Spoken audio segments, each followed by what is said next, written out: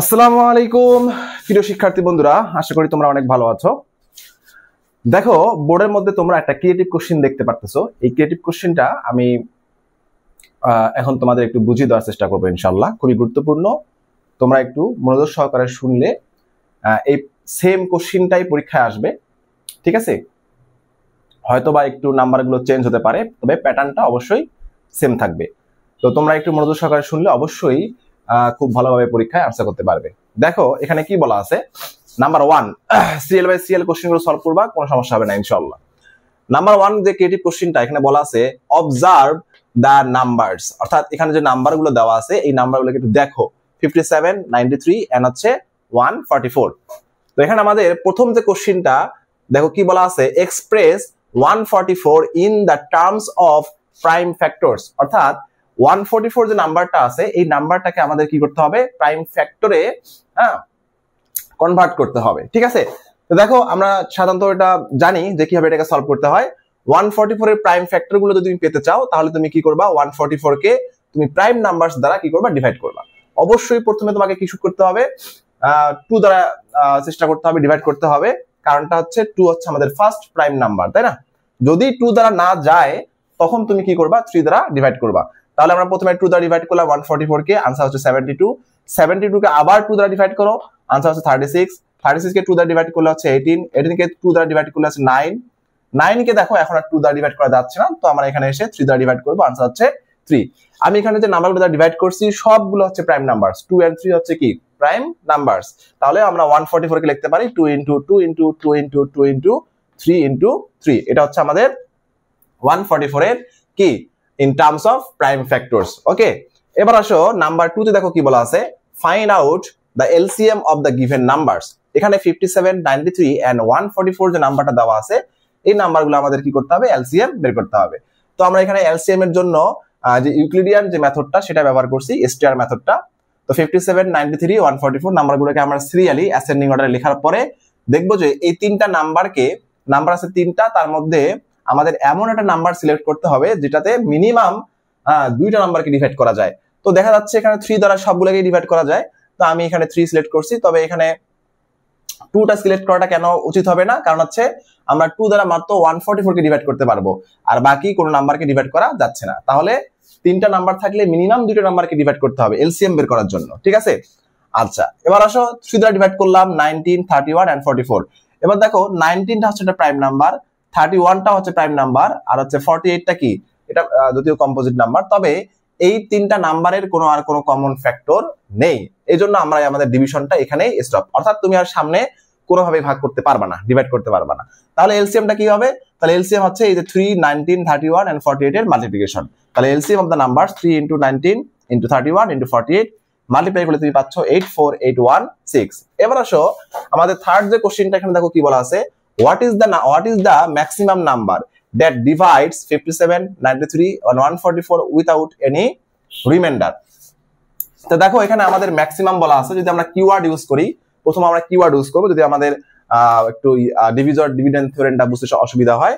তাহলে ম্যাক্সিমাম আছে, maximum, greatest, largest, এই নাম্বারগুলো এই ওয়ার্ডগুলো থাকলে আমরা জানি যে আমাদের এখানে এসসিএফ অপারেশন করতে হবে। তাহলে এমন একটা গ্রেটেস্ট নাম্বার বা ম্যাক্সিমাম নাম্বার বের করতে হবে যেটা 57, 93 and 144 কে এক্স্যাক্টলি ডিভাইড করতে পারে উইথাউট নো রিমাইন্ডার। তাহলে ওই গ্রেটেস্ট নাম্বারটা হবে 57, 93 and 144 এর কি এসসিএফ। তাহলে আমরা লিখবো the maximum number is the SCF of 57, 93 and 144। খুব সুন্দরভাবে এই স্টেটমেন্টটা লিখবা, তারপর হেয়ার দিয়ে তুমি এখানে এসসিএফ বের করবা। এখন আসো এসসিএফ বের করার ক্ষেত্রে সাধারণত আমরা ডিভিশন প্রসেসটা ব্যবহার করে থাকি, তবে এইখানে দেখো আমি ডিভিশন প্রসেসটা ব্যবহার না করে আমি কিন্তু ওই ইউক্লিডিয়ান মেথডটা ব্যবহার করছি। কারণটা কি দেখো, কারণটা সময় বাঁচানোর জন্য। দেখো কেন, আমি যখন এখানে এই বি নাম্বারে যখন সলিউশনটা করছি, দেখো 3 দ্বারা কিন্তু 57, 93 এবং 144 এই তিনটা নাম্বারকে ডিভাইড করতে পারছি। তবে একটা জিনিস মাথায় রাখবা, এলসিএম আর এসসিএফ এর মধ্যে কিন্তু পার্থক্য আছে। আমি তোমাকে যখন এলসিএম এর কথা বললাম তখন বললাম যে তুমি এই তিনটা নাম্বারের যে কোনো দুইটা, মানে মিনিমাম যে কোনো দুইটা নাম্বারকে ডিভাইড করা যাবে এমন প্রাইম ফ্যাক্টর সিলেক্ট করতে হবে, তাই না? তবে এসসিএফ বের করার সময় তুমি যদি এই মেথডটা ব্যবহার করো তাহলে যদি এখানে তিনটা নাম্বার থাকে তাহলে তিনটা নাম্বারকেই ডিভাইড করতে হবে এমন নাম্বার সিলেক্ট করতে হবে, কখনোই কিন্তু দুইটা নাম্বার সিলেক্ট করা যাবে না। তবে এলসিএম এর ক্ষেত্রে মিনিমাম তিনটা নাম্বার থাকলে মিনিমাম দুটো নাম্বারকে ডিভাইড করা যাবে এমন আমরা নাম্বার সিলেক্ট করতে পারবো। তো ঠিক আছে, তো আমি এখানে দেখলাম যে 3 দ্বারা আমার 3টা নাম্বারকেই ডিভাইড করা গেছে, তাই না? তাহলে ওই সেম জিনিসটাই আমি এখানে কপি পেস্ট করে দিলাম, আমার টাইমটা বেঁচে গেল। দেখো, আর তারপর তো আমি ডিভাইড করতে পারতেছি না, তাহলে আমাদের দেখো এই 3টাই হচ্ছে কি আমাদের এসসিএফ। কথা কি বুঝতে পারছো? এগুলো কিন্তু আমাদের এসসিএফ এর ইনক্লুড হবে না। তাহলে আমাদের the maximum number is 3, so answer হচ্ছে 3। দেখো কোশ্চেনটা একটু দেখে নাও খুব ভালোভাবে। আচ্ছা, এবার 2 নাম্বার কোশ্চেনটা আমরা একটু দেখব। এটা মোটামুটি আমাদের প্রথম কোশ্চেনটার মতোই, তারপরে তোমরা একটু প্র্যাকটিস করো। দেখো এখানে কি বলা আছে, অবজার্ভ দ্য নাম্বারস 25, 50, 75 and 125। ঠিক আছে, তারপর দেখো এখানে আমাদের যে কোশ্চেনগুলো দেওয়া আছে, কোশ্চেনগুলো হচ্ছে প্রথম এ নাম্বারে যেটা আছে the LCM of the numbers. আচ্ছা, 2 নাম্বার কোশ্চেনটা হচ্ছে what is the greatest number. এটা হবে লিস্ট নাম্বার, লিস্ট, আর এটা হবে গ্রেটেস্ট। ওকে, কারণ আমি সি নাম্বারে গ্রেটেস্ট ক্যালকুলেট করছি আর বি নাম্বারে লিস্ট নাম্বারটা ক্যালকুলেট করছি, তাই না? ওকে, দেখো বি নাম্বার হচ্ছে what is the least number of 6 digits that is divisible by the above LCM. Above LCM বলতে বোঝাচ্ছে আমাদের এ নাম্বারের মধ্যে যে এলসিএমটা আসছে সেটা। আর সি নাম্বারের কোশ্চেনে দেখো কি বলা আছে, what is the greatest number of 6 digits that is divisible by above LCM, অর্থাৎ আমাদের এই 750 কথাটাই এখানে বলা আছে, তাই না? আচ্ছা, সলিউশন আসো। আমাদের প্রথমে যেহেতু বলছে যে 25, 50, 75 and 125 এর এলসিএম বের করতে, আমরা এখানে কি করব, সলিউশন 1 এ আমরা জাস্ট নরমালি এটা এলসিএম ইউক্লিডিয়ান মেথডে আমরা এলসিএম বের করব। ঠিক আছে, তাহলে দেখো আমাদের নাম্বার 1 এর এলসিএমটা আসতেছে হচ্ছে, তোমরা এটা অবশ্যই পারো, ঠিক আছে, 750 হচ্ছে আমাদের নাম্বার 1 এর অ্যানসার, এটা এলসিএম। এবার আসো নাম্বার বি তে কি বলা আছে, যে লিস্ট নাম্বার অফ 6 ডিজিট আমাদের বের করতে হবে, যেটা আমাদের এই 750, অর্থাৎ অ্যাবাভ এলসিএম বলতে বোঝাচ্ছে 750 টাকে, হ্যাঁ, এই 750 কে এই 750 দ্বারা এক্স্যাক্টলি ডিভিজিবল হবে। তাহলে আমরা জানি যে the least number of 6 digits is 100, অর্থাৎ 1 এর পরে 5টা শূন্য, ঠিক আছে, 1 এর পরে 50। আচ্ছা, এখন আমরা সেই লিস্ট নাম্বার অফ 6 ডিজিটে কিভাবে বের করব? আমরা এই লিস্ট নাম্বার অফ 6 ডিজিটটা কি করব, আমাদের এলসিএম দ্বারা ডিভাইড করা শুরু করব।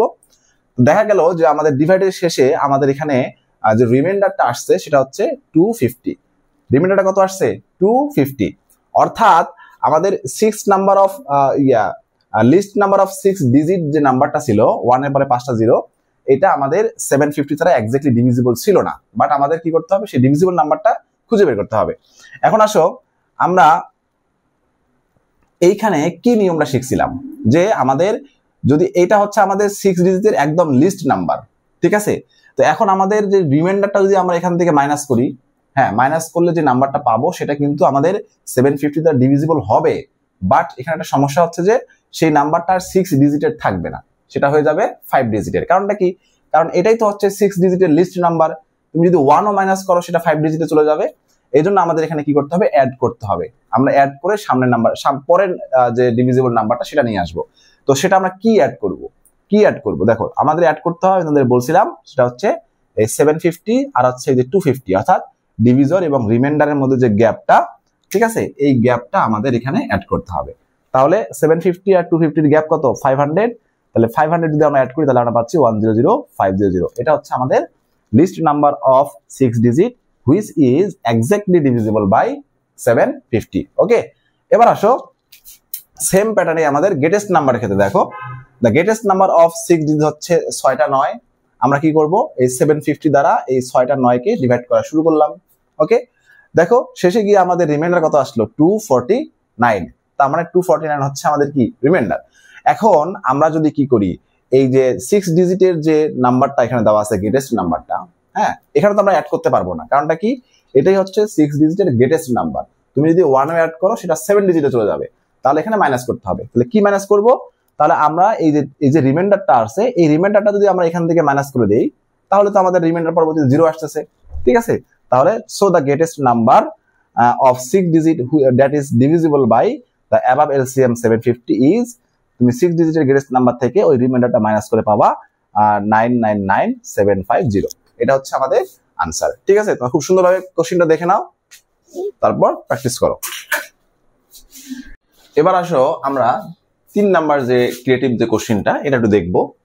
এটা খুব সহজ একটা কোশ্চেন। দেখো এখানে কি বলা আছে, there was a 260 KG of rice in a shop, অর্থাৎ একটা দোকানে 260 কেজি চাল ছিল, তাই না?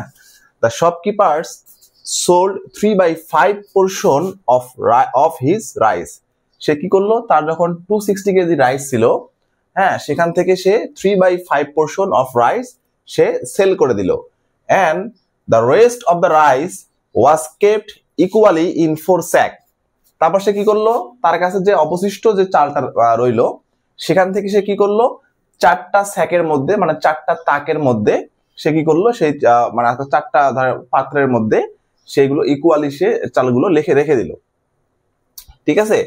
আচ্ছা, আমাদের এখানে কোশ্চেন কি করেছে দেখো, what is the formula for calculating LCM of 2 or more fractions, অর্থাৎ 2টা অথবা তার থেকে বেশি যে ফ্র্যাকশনস যদি থাকে তাহলে সেক্ষেত্রে আমরা কিভাবে এলসিএম বা এসসিএফ বের করব, সেটা কোশ্চেনটা হচ্ছে এটা। আর 2 নম্বর কোশ্চেন হচ্ছে how much quantity of rice was sold, তার কাছে যে 260 কেজি টোটাল রাইস ছিল তার মধ্যে থেকে সে 3/5 পোর্শন চাল কি করলো, রাইস কি করলো, সেল করে দিয়েছিল, তাই না?